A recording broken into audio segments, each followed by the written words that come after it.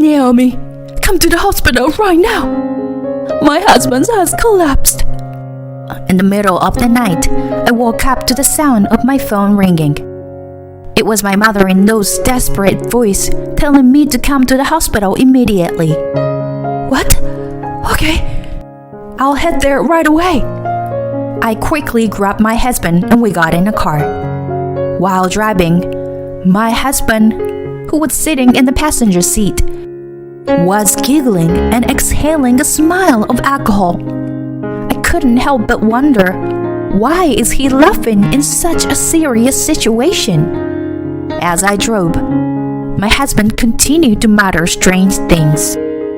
Yeah, right. So Dad collapsed. He must have taken what I gave him. Good. Everything is going as planned. I felt my blood draining from my face. My heart was pounding in my chest. The only sound in the car was my husband's unsettling laughter. Now, I can become the president of the company. When he said that word, I changed the destination and made a sharp turn. My name is Naomi. It's been 3 years since I married my husband Steve, and we live alone without children. We do want children eventually, but for now, we've decided to focus on work after discussing it together. This is because Steve's father was the president of a printing company, which, although not a large corporation, was a well-known company in our local area. They handle a wide range of work, from corporate flyers to official government documents to web design. You can always see their work around town. Steve, being the only son and heir, quit his previous job and learned the business from his father after we got married. I also wanted to contribute, so I started working with Steve and my in-laws. We agreed not to have children yet, so we could concentrate on work, as there was still so much to learn. Although there were many things I didn't know as a beginner, the job was rewarding and fun every day. My father-in-law was a reserved and very strict person, but he was more serious about work than anyone else and was respected by both customers and employees. In contrast, my mother-in-law was a lovely and talkative person who paid attention to every detail and was always cheerful. I admired and loved my in-laws, especially the way they got along so well with each other. It made me imagine that Steve and I could also have a great future together. At first, I thought everything would go smoothly after we got married. However, Steve's attitude towards me changed a little after we were married. Although he had suggested we share the household chores as we both worked, he began to coming home later and later, until I was the only one doing all the housework. Even if he occasionally came home early, he would just play with his phone and not do anything. He used to thank me when I made dinner before we got married, but now he hardly talks during meals. Lately, he has begun coming home late at night more often. When I asked him if something is wrong, he just goes straight to his room without even looking at me. As these days continue, the once happy married life has become a pile of dissatisfaction towards my husband. When I complain about his attitude, he always responds in the same way. I'm a man who will become the CEO in the future. Know your place. At first, I was just surprised by my husband's terrible language. But as it continued, my disgust grew. Naturally, thoughts of divorce crossed my mind many times. But my in-laws were such nice people, and I didn't want to break off my relationship with them through divorce. The employees at my father-in-law's company were also good people, and the work itself was interesting. I thought it was better to put up with some frustration rather than lose all of this by divorcing Steve. One day, An event happened that pushed me to my limit. Late at night, I received a call from my mother-in-law. She was in panic. She said my father-in-law had collapsed, and my mind went blank. I woke up Steve, who was sleeping, and shook him in a panic. "Steve, wake up!" "What's wrong? It's still dark." I told him what my mother-in-law had said, and he yawned lazily. "Your father collapsed. I just got a call from your mom." "Huh? Dead? Can it wait until morning?" "What are you saying? He collapsed." "Oh, okay. Just give me a minute." Steve, who still seems dazed, ignored my words and tried to slip under the covers. My husband, who hadn't come home until late as usual today, must have been out drinking. No matter what I said, he didn't seem to hear me and only gave me half-hearted replies. So I reluctantly dragged my husband into the car and headed to the hospital. Until we got into the car, he grumbled and complained, looking unhappy. However, once we started driving, the movement of the car seemed to be soothing, and my husband quickly fell asleep in the passenger seat. Even though his own father was in danger, I couldn't help but sigh at Steve's carefree demeanor. How can you sleep so soundly in this situation? To my surprise, he responded to my muttered words. "When I said it was from you, Naomi, Dad was super happy to take it, you know." It was more like a sleep-talking reply than a coherent one. Chuckling in a creepy way, Steve continued speaking. "He never drinks with me, no matter how many times I ask. But once I mentioned your name, he immediately agreed and started getting ready. Isn't it strange? What kind of a father he is? Huh. And he drank so much today. But you know what? With this, I can become the president soon." Steve's words made my blood run cold. Could it be that my husband put something in the drink? What if my father-in-law collapsed because of his doing? As I watched Steve laugh uncontrollably, looking so happy and amused, I felt a chill run down my spine. I could feel my fingers gripping the steering wheel, growing cold. Panicking, I quickly parked the car and nervously phoned my mother-in-law. After a few rings, I heard my mother-in-law's voice, sounding weaker than usual. "Naomi, glad you called. I'm sorry I panicked earlier. He's all right now. His blood pressure went up a bit, but he's not in any danger. Just to be safe, we're keeping him in the hospital today. Don't worry." "Oh, that's good. I was worried. I'm just glad he's okay. I'm sorry for causing you trouble." "No, I'm just relieved he's okay now." Hearing my mother-in-law's words, I breathed a sigh of relief. But Steve's words from earlier still bothered me. By the way, there's something I want to ask you." "Oh, what is it? What's wrong?" Glancing at Steve, who had fallen asleep in the passenger seat, I mustered up the courage to ask her the question on my mind. "Did Steve and Dad drink together tonight?" I had a feeling that was half praying for it to be wrong, for it to be denied. But what I got from my mother-in-law was affirmative words. "Yes, Steve came over to our house with wine, saying that you bought it for him. Sorry for the late thank you, Naomi. My husband was very pleased with it." My faint hope collapsed with her words. Gradually, my mind panicked. What should I do? What can I do? My mother-in-law was concerned as I fell silent for a while. Naomi? What's wrong? Nothing. It's just...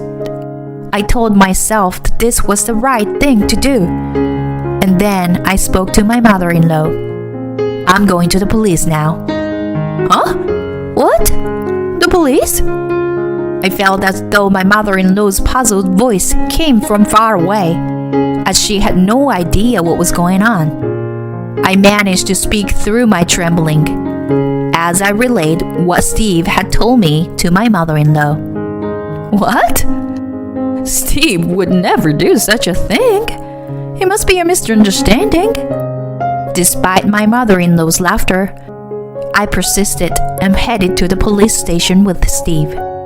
It turned out to be more difficult than I thought. When Steve woke up, he seemed confused at first and was quiet. But when he realized that he had been brought to the police station, he started yelling and causing a commotion, punching and kicking walls and desks while being restrained by the police officers. Shut up! Don't touch me. I don't have any reason to be here. Let me go, Steve shouted, being drunk and out of control. Despite being restrained by the police, he kept shouting. The police officer tried to calm him down. Your wife said you gave your father something dangerous to drink. Can you please explain? Huh? What are you talking about? I didn't give him anything dangerous. The police officer then turned to me and asked me to repeat what Steve had said earlier. Yes? He said that he could become the president of the company right away because of what he gave to his father. Huh? Naomi, I just gave him a bottle of wine. My dad doesn't usually drink, so I offered him some. I just thought, it would be funny if we got a little tipsy and tripped over or something. I was taken aback by Steve's words. So, it was all just a misunderstanding on my part? The police officer was also looking at me with an incredulous expression. I felt both apologetic and embarrassed, and I shrugged my shoulders and looked down. I had dragged Steve to the police station without any evidence. I would apologize to him properly when we got back home. However, I couldn't believe what Steve said next. I thought he had actually fallen and was seriously injured as I planned, But it turned out to be just high blood pressure. What a disappointment. Damn it. Something inside me broke, and my husband began to express his true feelings about his father. His words grew louder and more forceful. He never accepts my invitation and doesn't drink the alcohol I bring. But he happily drinks the wine when I told him it was from my wife. I mean, really, how sick is that? I'm his son, And he's all gooey over his son's wife. It's so disgusting. Steve started to rampage again, screaming. He was immediately subdued by police officers. But his repeated outbursts caused the situation to become uncontrollable. Eventually, it was resolved as a family dispute, and we went home in the early morning. The car ride home was very quiet, with Steve sleeping soundly next to me. While looking at him out of the corner of my eye, I made a decision. I would finally go through with the divorce that I had been thinking about, but unable to decide on until now. I believed that his behavior at the police station was his true nature all along. Living with Steve was no longer possible. We would never be the kind of couple that I had admired in my in-laws. Certainly, my father-in-law had been very good to me and had treated me with care. But that was because I was Steve's wife. I think he made an effort to make me feel at home as part of family, despite not being related by blood. He also worried that working in his company, which was in an unfamiliar industry for me, would be suffocating. Perhaps he was kind to me precisely because I was a stranger. On the other hand, my father-in-law was especially tough on Steve. My husband was originally an only child and had been raised to become the next president, being pampered by those around him. As a result, Steve was easily conceited and had a tendency to look down on others. Sometimes he would throw a tantrum like a child when things didn't go his way. My father-in-law had reportedly been particularly strict with Steve in order to raise him as the next president. Until Steve became independent, my father-in-law did not show a soft side to him, even rejecting his invitations to socialize outside of work. I had tried to provide support in my own way whenever Steve complained about his father, but it may have had the opposite effect. Steve never noticed my father-in-law's feelings, and instead, it resulted in him harboring resentment. Steve was not only unable to become independent, but also was a person who stayed out late partying and even encouraged his father to drink with the hope that he would get seriously injured. It was just sad that he had become so far removed from the kind of person his father had hoped he would be. I decided to have my father-in-law listen to the recordings I had made of Steve's conversation at the police station. My father-in-law became furious, and Steve ended up not only losing his chance to become the next president, but also losing his job at the company. Steve was essentially disowned by the family. He apologized to his father multiple times, but was not forgiving, and ultimately left the house with tears in his eyes. As for myself, Steve and I divorced, but it became a turning point in my life. I thought that I would no longer have any connection with my in-laws, but unexpectedly, I ended up inheriting the company as per my father-in-law's wish. He had started to seriously consider retirement after his recent health scare. Of course, at first, I hesitated to take on the role of president. However, since Steve was an only child and there was no one else to take over the company, I wanted to repay my in-laws in some small way. Now, although I am inexperienced, I am struggling every day as the president in order to continue the wishes of my in-laws.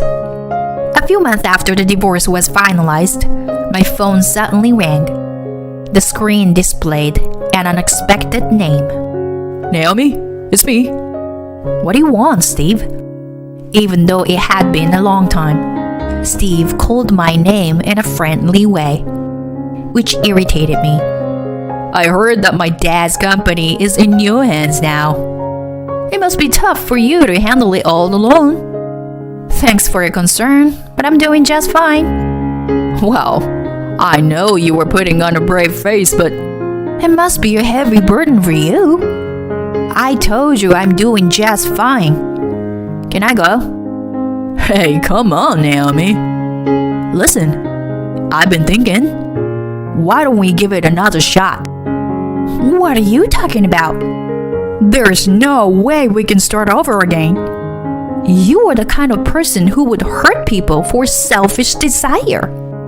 But I've changed now. Please, let's try again. Enough. I gotta go. Don't call me again. I hung up and immediately set my phone to block his calls. But the story didn't end there. Steve appeared at my office the next day. As I was walking from the company towards the parking lot, while chatting with a new employee after work, Steve and some other men approached us. Steve ran towards me while shouting something loudly. just like when he caused a disturbance at the police station before. It's sad that when you are really scared, you can't move or speak. And that's exactly how it was for me. I was frozen with fear and could only watch as Steve approached me. When he got close, I closed my eyes tightly, thinking it was all over. But then, there was a loud noise as something fell. "Are you okay?" I heard a panicked voice. When I cautiously opened my eyes, the new employee was looking at me with concern. Yeah, I'm okay. Thank you. I'll call the police. Stay here." He explained the situation to the police on my behalf, as I was still in shock and couldn't do anything. Thanks to him, Steve and the other men were taken away by the police. It turns out that Steve had a grudge against me for rejecting his attempts to get back together and blocked his calls. The idea to ambush me at the company was suggested by his male acquaintances, who he met at a bar where he started hanging out until late at night during our marriage. These men also came up with the plan to get my father-in-law drunk and cause him serious injuries. Perhaps they wanted to enjoy some good times with his expense if Steve became the company president.